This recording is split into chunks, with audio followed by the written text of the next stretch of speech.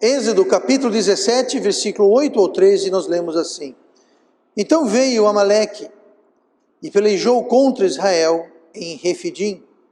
Por isso disse Moisés a Josué: Escolhe-nos homens e saí, peleja contra Amaleque. Amanhã eu estarei sobre o cume do outeiro, e a vara de Deus estará na minha mão. E fez Josué como Moisés lhe dissera, pelejando contra Amaleque. Mas Moisés, Arão e Hur subiram ao cume do outeiro. E acontecia que, quando Moisés levantava a sua mão, Israel prevalecia. Mas quando ele abaixava a sua mão, Amaleque prevalecia. Porém as mãos de Moisés eram pesadas. Por isso tomaram uma pedra e a puseram debaixo dele, para assentar-se sobre ela. E Arão e Hur sustentaram as suas mãos, um de um lado e o outro do outro. Assim ficaram as suas mãos firmes, até que o sol se pôs. E assim Josué desfez a Amaleque e a seu povo ao fio da espada. E vamos orar. Amado Pai, obrigado pela tua palavra. Que o Senhor venha agora nos trazer entendimento, nos dê atenção devida, que o teu Espírito nos abençoe para que possamos receber a tua mensagem. Eu peço o teu poder para eu falar e pregar a tua palavra. Pedimos isso em nome de Jesus. Amém. E vamos então sentarmos esta noite. No texto que nós lemos havia uma batalha, e essa batalha nós podemos igualar à batalha da vida do crente. A vida do crente é uma batalha. Se você ainda não acordou para esse fato, então você já está em desvantagem, eu até diria, você já está perdendo esta batalha. Mas nesse texto existe uma batalha e 4 personagens principais. Nós temos aqui Moisés, nós temos Josué, nós temos Arão e nós temos Hur. E sabemos que Arão era irmão de... Arão não era irmão de... Era irmão de Moisés, exatamente. Hur era um líder, um dos príncipes, um dos líderes da congregação. E Josué era o assistente, uma espécie de assistente de Moisés. Foi com ele, Josué, que Moisés subiu ao monte pegar as tábuas com os 10 mandamentos, assim por diante. E foi Josué que tomou a liderança do povo após a morte de Moisés. Mas esses 3 personagens, Deus tinha um plano específico para cada um deles. Moisés, ele era o líder naquele momento. Mais tarde, como eu falei, foi Josué que tomou a liderança, uma vez que Moisés morreu, mas Moisés era o líder. Josué, nessa instância aqui, Josué, ele era o soldado, ele era o guerreiro, ele era de fato o general, aquele que organizou os soldados. Moisés falou, escolhe aí os melhores homens, escolhe aí os melhores soldados e desça lá e faça a batalha contra Amaleque. E nós tínhamos então Arão e Hur, que aqui neste episódio estavam ajudando e sustentando Moisés. Do mesmo modo, todos nós aqui, cada um de nós aqui, nós temos um papel, nós temos uma parte a cumprir. E quando todo mundo cumpre a sua parte, quando todo mundo faz o seu papel, a obra de Deus, a batalha, ela avança. O versículo 11, e acontecia que quando Moisés levantava a sua mão, Israel prevalecia, mas quando ele abaixava a sua mão, Amaleque prevalecia. Então não adiantava nada Moisés ficar lá com a mão levantada, se Josué e os soldados não estivessem na luta. Também não adiantava os soldados com Josué estar na luta, se Moisés não levantasse sua mão. Mas por que isso, pastor? Eu não vou fingir que eu sei dizer por que Deus opera de certas formas, mas Ele sabe o que faz. Eu acredito que esse episódio todo, a função principal desse levanta a mão, abaixa a mão, vence, perde, ganha e não sei o que mais, e tudo isso é para justamente nos ilustrar e nos ensinar e nos trazer uma verdade, uma lição muito importante para nós hoje e para todas as gerações do povo de Deus na terra. Afinal, Deus poderia ter simplesmente falado para Moisés, manda Josué descer lá com soldados e eles vão vencer. O que já havia acontecido e viria a acontecer inúmeras vezes. Mas nesse caso, Deus escolheu trabalhar assim. Moisés ficaria no monte, observando a batalha, e quando ele levantava a mão, Israel vencia. Só que aquilo era cansativo, como nós vamos ver. Mas quando alguém se omite, seja Moisés, seja Josué, seja Arão, seja o, quando alguém se omite, quando alguém não está disposto, quando alguém na equipe, quando alguém na igreja, quando alguém no corpo não está interessado, não está disposto, não está participando, então a obra de Deus sofre. Moisés levantava a mão, a batalha era ganha por Israel. Mas tente você ficar com a mão levantada assim, horas e horas e horas a fim. O que acontece é que vai haver cansaço, o que acontece é que vai ficar, aqui fala que a mão de Moisés era pesada, não era que a mão dele era pesada, era que quando você fica assim, é fácil, agora você fica assim horas e horas e horas e horas, ela vai ficar muito mais pesada do que no início. Estava cansando. Moisés estava precisando de ajuda.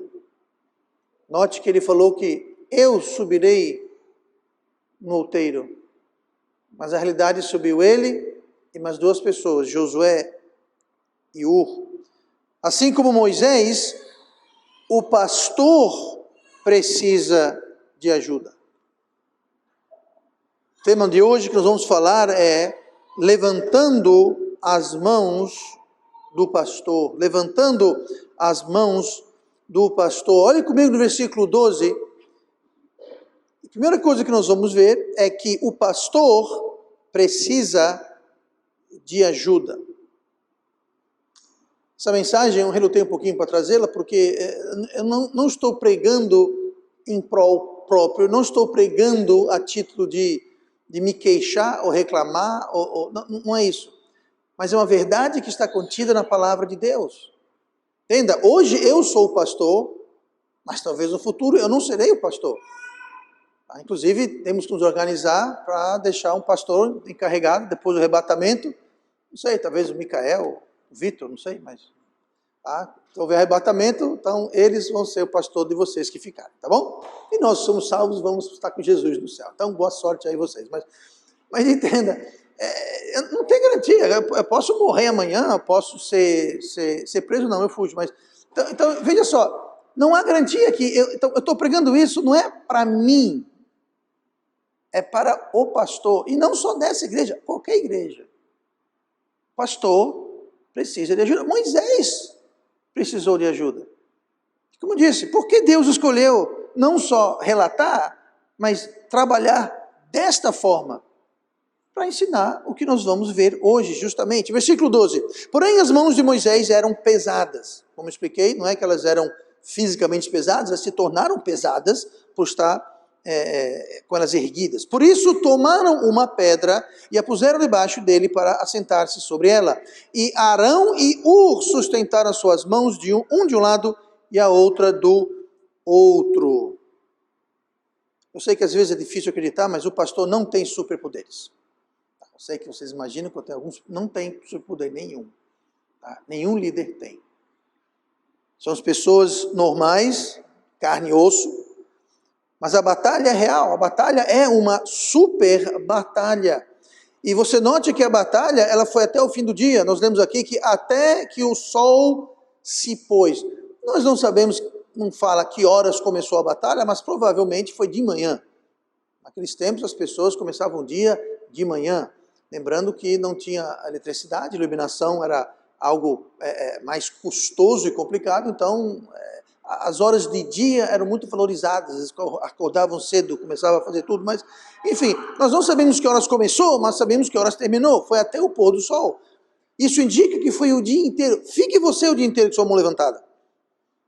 Às 7 da manhã é fácil, pastor. Tá, mas quando chega às 3 da tarde, vão estar parecendo que tem 10 quilos em cada mão. Mas aqui fala que a batalha foi até o final do dia, E Arão e Ur estavam fazendo aquilo que Paulo menciona lá em Gálatas 6:2, levai as cargas um dos outros e assim cumprireis a lei de Cristo. Uma das leis de Cristo, uma das vontades, uma das ordens de Cristo é que nós devemos levar as cargas um dos outros. O que quer dizer esse levar carga? Justamente aliviar, facilitar. Devemos tentar facilitar a carga, ajudar, aliviar. Não colocar peso, aliviar peso. É o que eles estavam fazendo. Literalmente estavam segurando um de um lado e outro do outro, segurando, erguendo, sustentando as mãos. O próprio apóstolo Paulo também precisava de ajuda. Moisés, o grande Moisés precisava de ajuda. O grande Paulo precisava de ajuda. Nós lemos na segunda carta a Timóteo, no capítulo 4, versículo 9, ele escreve assim: procura vir ter comigo depressa. Note a urgência, ele fala: Timóteo, venha, venha, mas venha depressa, venha logo. Porque Demas me desamparou, amando o presente século, e foi para Tessalônica. Crescente para Galácia, Tito para Dalmácia, só Lucas está comigo. Toma Marcos e traze-o contigo, porque me é muito útil para o ministério. Nós não sabemos exatamente por que Crescente foi para Galácia, porque Tito foi para Dalmácia. Sabemos que Demas foi para o mundo. Então aqui Paulo está precisando de ajuda no ministério. Ele está pedindo ajuda, fala: Timóteo, venha me ajudar e traga Marcos. Toma Marcos e venham vocês depressa. Porque para Paulo, Timóteo e Marcos seriam útil, ele pedia pressa, porque era útil para o ministério. Paulo precisava de ajuda. Paulo precisava que fosse sustentado. Agora, Demas não fez, ele não levou a carga. Demas, ele acrescentou carga a Paulo. Os outros dois não sabemos porquê, se foi Paulo que enviou eles para fazer alguma coisa, ou se Deus chamou eles para fazer alguma coisa, não sabemos. Mas sabemos que Demas não ajudou, Demas atrapalhou. Os outros dois não sabemos, mas Demas sabemos. Ele não estava aliviando, não estava levando a carga de Paulo, ele estava acrescentando, dificultando a vida de Paulo. E Paulo escreve para Timóteo pedindo ajuda: rápido, depressa, venham. No Novo Testamento, a palavra cooperador ocorre 13 vezes. E sempre que ocorre, é em relação ao ministério. Não ao ministério de uma pessoa, mas o ministério da obra de Deus. Cooperador uns com os outros e cooperador com Deus. Essa palavra cooperador é muito interessante. Em todas as 13 instâncias de cooperador, é a palavra sunergos. A palavra sunergos em grego, ela é a preposição sum e a palavra ergon. Sum, ela significa junção ou junto. Por exemplo, ela é o prefixo onde temos sinfonia. Esse sim é do grego sum. Sinfonia. O que é sinfonia? Fonia é som.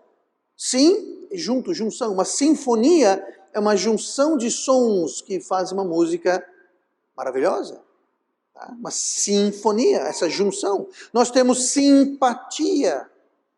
É quando você tem uma certa apatia, um certo sentimento, uma certa compaixão junto com outra pessoa. Nós temos sintonia, que é quando você está sintonizado, você está na mesma pensamento, na mesma frequência. Se formos falar de transmissão, você sintoniza. A estação transmite em uma certa frequência e o rádio ou a televisão recebe na mesma frequência. Eles estão em sintonia. Pois é, essa palavra cooperador, essa palavra sum, é justamente essa junção. Ergon significa trabalho, ou tarefa, ou até mesmo obra. É dessa palavra ergon que nós temos ergometria em português. Ergometria é a medição de algum trabalho, alguma tarefa. Nós temos ergofobia. Pastor, o que é ergofobia? Ergofobia é medo de trabalho. Aquele cara preguiçoso que não gosta de sair da cama, é ergofobia. Ele tem medo de trabalhar. O negócio dele é dormir, ficar na rede, mas trabalhar, corre. Pois é. Então, esse ergo quer dizer trabalho, quer dizer trabalho ou tarefa. E essa palavra sunergos é de onde se deriva diretamente no português a palavra sinergia. E sinergia quer dizer o quê? Uma junção de esforços, uma cooperação, uma coisa ajuda a outra em conjunto. Pois bem, sinergia é efetivamente o sentido da palavra cooperador. Porque a obra de Deus, ela trabalha em sinergia. Não é algo que o pastor faz sozinho, ou um irmão ou outro faz sozinho. Não, é uma sinergia, é um conjunto onde todos trabalham, todos operam em junção, em sintonia, em harmonia, fazendo a obra de Deus. A obra de Deus é uma obra sinergética. Nem Paulo, nem Moisés, nem ninguém pode trabalhar sozinho. Não é assim que funciona o plano de Deus.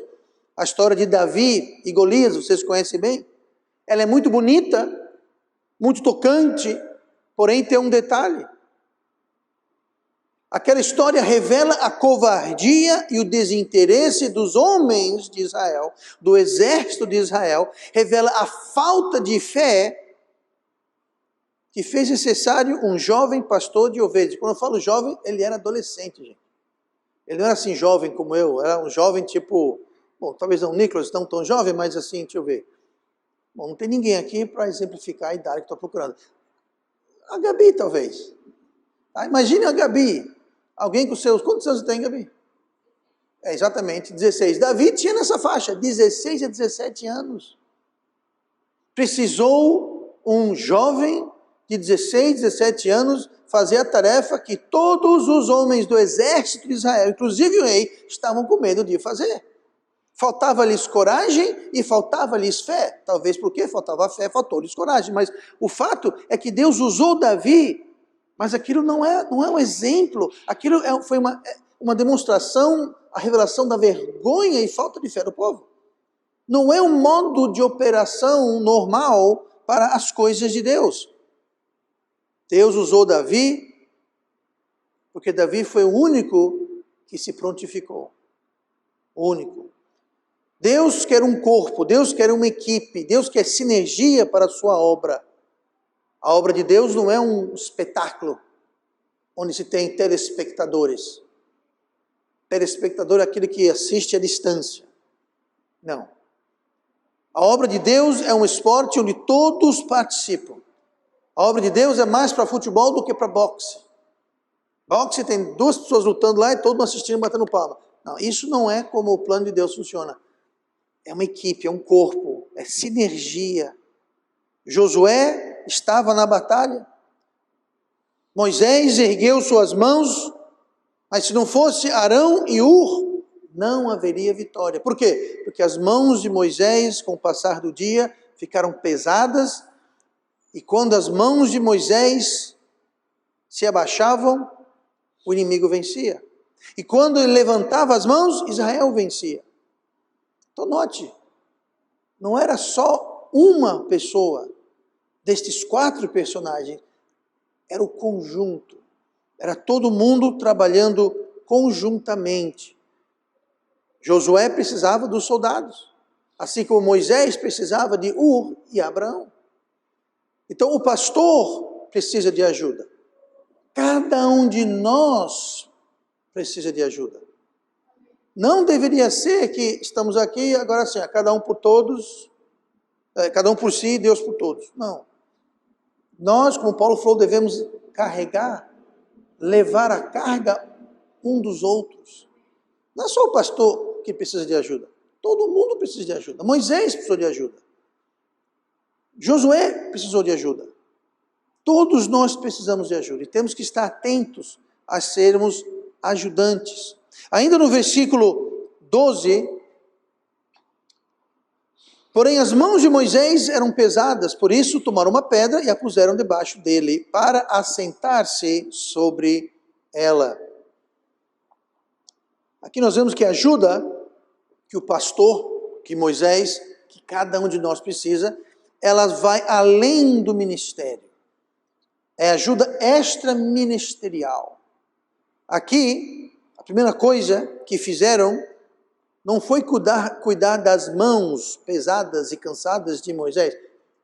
E eram as mãos cansadas e pesadas de Moisés, levantadas ou não, que estavam determinando a batalha. Eles, note bem, eles não cuidaram no primeiro momento das mãos, que era o mais importante. Estamos vencendo, estamos perdendo, estamos vencendo, estamos perdendo. Você pensaria que a primeira coisa é, vamos cuidar das mãos, vamos manter as mãos erguidas. Mas eles não fizeram isso, fizeram depois. Mas a primeira coisa que fizeram, vou ler de novo, versículo 12. Porém as mãos de Moisés eram pesadas, por isso tomaram uma pedra e a puseram debaixo dele para assentar-se sobre ela. Antes de mais nada, eles aliviaram o seu corpo como um todo, colocando uma pedra para ele sentar. Muitas vezes, nós temos problemas ministeriais. Eu não falo só sobre o pastor, mas eu espero que você entenda que você deve ter um ministério. É o ponto da mensagem, é o foco da mensagem. Não é o pastor que tem o ministério, eu tenho um ministério, mas é para cada um de nós temos um ministério. E muitas vezes o ministério meu ou seu sofre porque indiretamente alguma coisa não ministerial, não alguma coisa espiritual que está nos minando a força e o ânimo e o vigor. Você ficar em pé o dia inteiro com a mão levantada, a mão fica pesada, mas alguém que já trabalha em pé, talvez dando aula, ou talvez atendendo ao público, ou talvez numa loja, você ficar em pé o dia inteiro, cansa. Você ficar em pé o dia inteiro com a mão levantada, cansa. Mas note que a primeira coisa que eles fizeram não foi cuidar das mãos, foi cuidar do corpo como um todo. Eles sentaram Moisés, colocaram uma pedra para ele sentar. E é interessante que não só aquilo ajudou Moisés, mas aquilo ajudou eles. Convenhamos, é muito mais fácil ter Moisés sentado, eles levantariam as mãos de Moisés mais ou menos aqui, ele sentado. Se Moisés estivesse em pé, aí eles teriam que fazer o quê? Então note que como ajudou tanto Moisés quanto a Ur e Arão sentar Moisés. Ajudou todo mundo, ajudou Moisés e ajudou eles. Ajudou eles a ajudar Moisés. Mas eu quero que você note que muitas vezes é algo que não está diretamente ligado ao ministério, mas que pode estar impactando o nosso ministério. Repito, não estou falando essas coisas por causa própria, mas por pastores em geral e até cada um de nós. Temos que estar tendo o interesse, por que alguém está talvez não participando como deveria em algum ministério? Pode ser que precise alguém lá, e simplesmente colocar uma pedra para ele sentar e ajudar e erguer os seus braços. Talvez precisa de uma ajuda, de um ânimo, encorajamento. Talvez precisa de alguém, quer uma carona? Eu passo aí, eu pego você. Quando terminar, eu te levo em casa. Pode ser isso. Temos que estar levando a carga, aliviando a carga um dos outros. Como fizeram aqui. Qual o problema? Talvez, não, que eu saiba, não é um caso aqui, mas pode ser que alguém, não vou evangelizar porque eu não tenho um sapato. Que eu saiba, isso não é o caso aqui na igreja, mas se fosse, deixa eu comprar um par de sapato para você. É que está chovendo, eu não tenho guarda-chuva. Tome guarda-chuva. Esses casos, que eu saiba, não acontecem aqui na igreja, mas se acontecesse, eu estou dando exemplo de como nós podemos aliviar, como nós podemos servir alguém, encorajar alguém, ajudar alguém, e não somente eu vou orar por você. Não que é ruim, que não deva, vamos orar. Deixa eu mostrar para você o que a Bíblia fala sobre isso. Vamos fazer isso também, mas também vamos tomar conta das necessidades físicas, das dificuldades físicas uns dos outros. Inclusive o pastor, inclusive todo mundo. Ajudando uns aos outros de alguma forma. Moisés poderia ter ficado com as mãos erguidas em pé, mas não. Seria mais fácil ele sentar, mais fácil para Moisés, mais fácil para Ur, e mais fácil para Arão também. Fica muito mais fácil, fica muito mais cômodo, é muito melhor fazer a obra de Deus com a estabilidade, com paz, com apoio, com ajuda, com essa sinergia. E mais uma vez, não é só para o pastor não, para todo mundo, para todos nós. Lá em Mateus 10,4, Jesus falou: quem recebe um profeta em qualidade de profeta, receberá galardão de profeta. Você que não é profeta, quer receber galardão de profeta? Então ajude o profeta. Hoje também é difícil, porque não tem mais profetas, tá bom? No sentido pleno da palavra biblicamente, então também é difícil. Mas o princípio é esse. E quem recebe o justo na qualidade de justo, receberá galardão de justo. Então, nós podemos ser coparticipantes dos galardões de alguém se nós ajudarmos aquela pessoa a cumprir a vontade de Deus, o ministério que Deus tem para ele. Ninguém vai ser cobrador. Deus não vai dever nada para ninguém. A nossa obra não é em vão. Tudo que a gente faz é recompensado ricamente por Deus. Mas aqui fala, quem recebeu um profeta na qualidade de profeta vai ter galardão de profeta. Então, quando nós ajudamos alguém, nós participamos do galardão, do resultado daquela obra. E toda distração do pastor, toda distração que cada um de nós temos, distração desnecessária, isso impacta o ministério, isso faz com que a igreja sofra. Foi por esse motivo que os diáconos foram instituídos, lá em Atos capítulo 6. O versículo 1 fala assim: ora, naqueles dias, crescendo o número dos discípulos, houve uma murmuração dos gregos contra os hebreus, porque as suas viúvas eram desprezadas no ministério cotidiano. E os 12, convocando a reunião dos discípulos, disseram: não é razoável que nós deixemos a palavra de Deus e servimos às mesas. Escolhei, pois, irmãos dentre vós, 7 homens de boa reputação, cheios do Espírito Santo e de sabedoria, aos quais constituamos sobre este importante negócio. Mas nós perseveraremos na oração e no ministério da palavra. É isso que eu estou falando. Os 12 eram os 12 apóstolos, que eram os 12 pastores, bom, eram 11 na realidade, tá? Mas eles eram os pastores da igreja em Jerusalém, que era uma enorme igreja. Enorme igreja. E eles disseram: não é razoável que a gente deixe o ministério para estar atendendo às mesas. Não que eles estariam literalmente atendendo às mesas, mas o que houve foi que estava tendo um problema logístico de distribuição de ajuda entre o grupo dos gregos, o grupo dos hebreus, então começou a gerar um certo atrito e confusão, e falou: olha, nós temos uma tarefa importante, nós temos o ministério da palavra, nós temos oração, nós temos tudo isso, não convém que a gente deixe essas coisas para estar cuidando dessas coisas que são importantes. Eles disseram: constituamos sobre esse importante negócio. Eles disseram: é importante, mas isso aqui é mais importante. Isso aqui só nós pastores, nós apóstolos podemos fazer. Isso daqui outras pessoas podem fazer. A primeira coisa para ajudar é não ter isso aqui, é evitar essas contendas. É evitar estar criando atrito entre a igreja. Eu não estou dizendo que tem atrito na igreja, não é isso. Mas são coisas que atrapalham.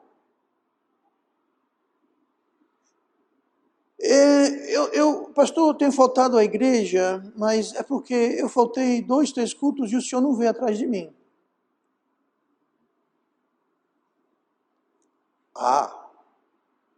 Você faz ideia do que o meu tempo evaporaria se eu fosse atrás de todo mundo que falta um culto aqui na igreja?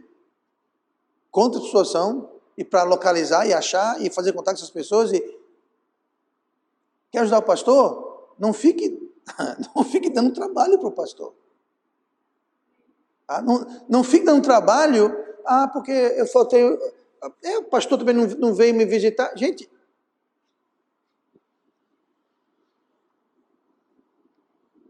visitar é algo muito delicado. Por quê? Porque às vezes a pessoa não quer a visita do pastor. Eu sei nada pessoal contra mim, que eu sou uma pessoa maravilhosa, mas é incômodo. A pessoa tem planos, tem visita, tá lavando o cabelo, lavando o prato, tá fazendo faxina da casa, fazendo... Aí chega na porta, é o pastor, come! Entendeu? Nem sempre você está... É uma hora certa para eu aparecer. Nem sempre você quer ver minha linda cara. Eu não estou dizendo que isso é errado em si, mas entenda. Nós temos que ter muito cuidado. Você fala, mas é só eu, pastor. Não é só você, é você e mais. Repito, não é uma mensagem para tratar de um problema da igreja. Estou tratando de um princípio que a Bíblia está mostrando. Tá? Eu não estou, como eu disse, não é que o pastor está morrendo, ninguém ajuda. Não é. Muitas pessoas me ajudam, inclusive com coisas ministeriais e não ministeriais. Tá? Vou dar um exemplo aqui, a reforma lá na outra igreja. O irmão André aqui tomou conta de tudo. Contratou, verificou, fez. A maioria, eu comprei, saía para comprar algumas coisas, a maioria das coisas ele que comprava. Ele ia lá e tal coisa, ou ele, pastor, eu vi, lá tem, aí eu ia lá, mas isso é uma grande... Se eu tivesse que fazer tudo que o irmão André fez por mim, até hoje não tinha feito nem a metade, e nem tão bem feito. É só um exemplo, eu não quero dar muitos exemplos, porque aí eu vou esquecer de alguém e vai criar outro problema, mas... Então, nem sempre ajuda é ministerial. Deve ser também, claro. Mas também é qualquer coisa que vai poupar e aliviar a carga do pastor. E repito, a mesma coisa. A gente pode ajudar o irmão carregando, aliviando a carga dele. Não necessariamente vou orar por você, deixa eu mostrar um versículo bíblico, encorajar você com o texto, que também é válido, mas muitas vezes é com coisas cotidianas, coisas práticas, como aqui. Não foram para as mãos, colocaram uma pedra para ele se assentar primeiro. E o resultado lá de Atos, a gente lê em Atos, eu li Atos 6, 1 a 4, em Atos 6, 7, e crescia, olha o resultado, e crescia a palavra de Deus, e em Jerusalém se multiplicava muito o número dos discípulos, e grande parte dos sacerdotes obedecia à fé. Ou seja, quando aliviaram a carga da liderança da igreja em Jerusalém, o que houve? Houve um crescimento incrível. Não só numérico, mas fala aqui que muitos obedeciam à fé. Então havia crescimento numérico e, mais importante, havia o crescimento espiritual. Por quê? Porque haviam mais pessoas trabalhando, contribuindo, havia maior sinergia.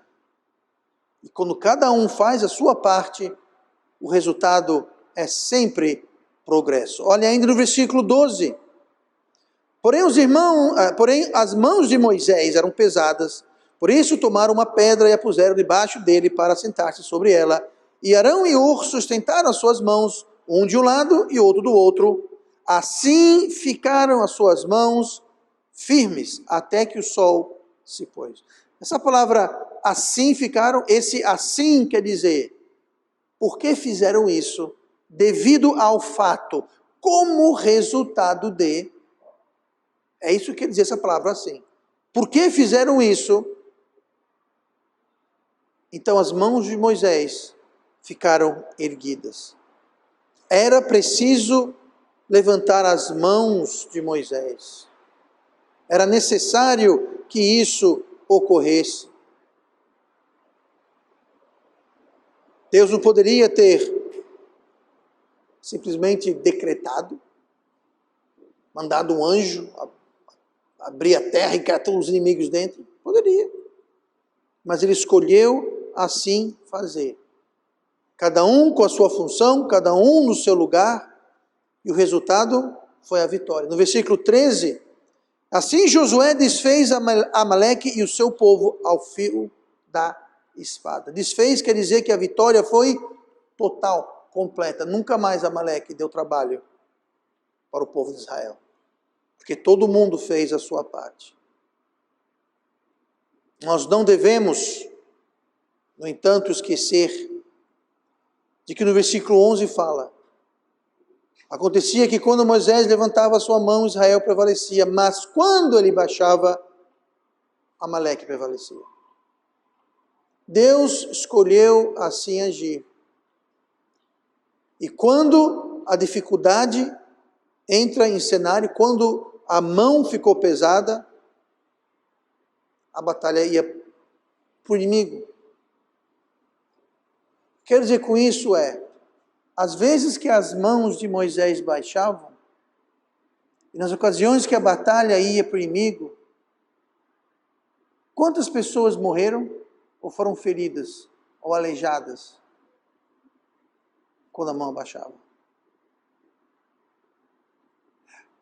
Você talvez, eu talvez, nós podemos fraquejar, tropeçar e nos erguer. E o dano do nosso tropeço? E a vítima do nosso tropeço?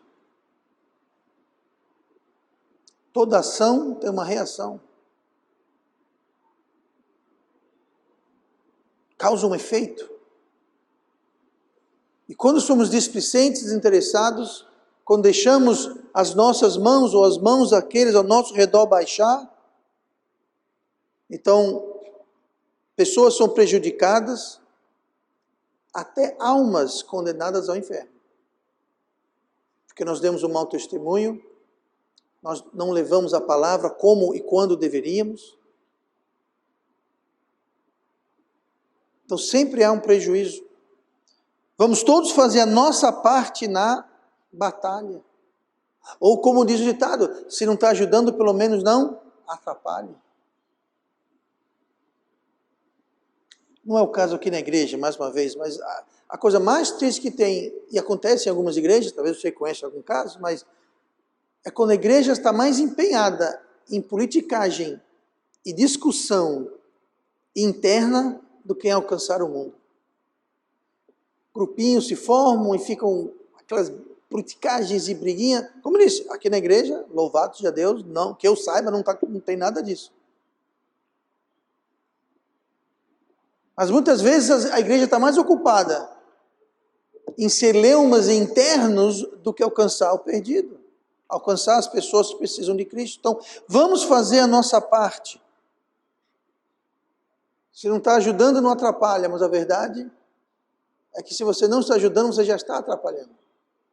Porque existe alguma coisa que você deve estar fazendo. E que se você não está fazendo, então não está sendo feito. Vamos ficar atentos. Deus quer usar você. Deus quer usar a cada um de nós. E se você não está atuando no ministério, não é porque Deus não tem um ministério para você, não é porque Deus não tem uma obra para você, não é porque Deus não quer usar você, é porque você está sendo enganado. Você está sendo enganado pelo inimigo. O inimigo não pode tirar a sua salvação, louvado seja Deus por isso, mas ele pode tirar o seu ministério. Ele não pode tirar a sua salvação, mas ele pode deixar você infrutífero. Ele vai trazer tentações, problemas, desafios, para você não erguer a sua mão e nem ajudar a erguer a mão do seu próximo. Então vamos fazer a nossa parte, não vamos desfalecer. Existem muitas e muitas pessoas lá fora, em nosso futuro ou presente e próximo, que estão precisando, dependendo, contando com a nossa ação, com o nosso ministério.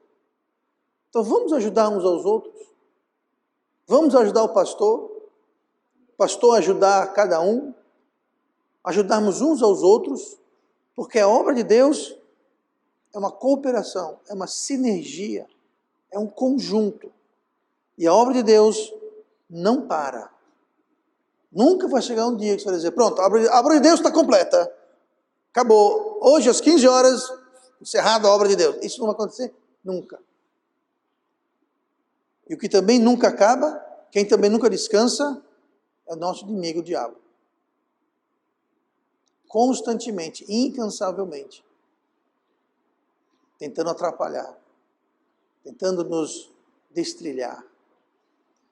A nossa única esperança, solução, nossa única salvação é submetermos a Deus e resistir o diabo.